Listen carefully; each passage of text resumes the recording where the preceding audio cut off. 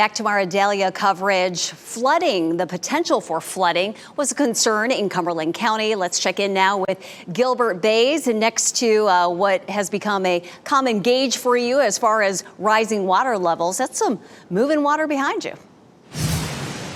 Yeah, this is not as bad as it could be. Let me show you where the water probably came up to here and it's already starting to go down. But during hurricanes Florence and Matthew, right now here at Linear Park and Festival Park, the water would be up to here or maybe up to here. So I could not be standing where I'm standing right now. So that's a very good sign. Let me show you some footage of Cross Creek in downtown area that I normally stand beside. That water really rushes pretty good, and there's another gauge to show you how Cross Creek is doing. It dumps into the Cape Fear River. I checked that this morning, and the water is over that dock, and that's an indicator that the water has risen. But it's all going to start to go down. We did have some power outages here in Fayetteville. And PwC, for example, had about 1,000 customers without powers. I checked this morning, that was down to 8. And now if you check, all the PwC folks are back with power restored. So that's the good news. We had about 3.1 inches of rain here, according to the National Weather Service in Fayetteville.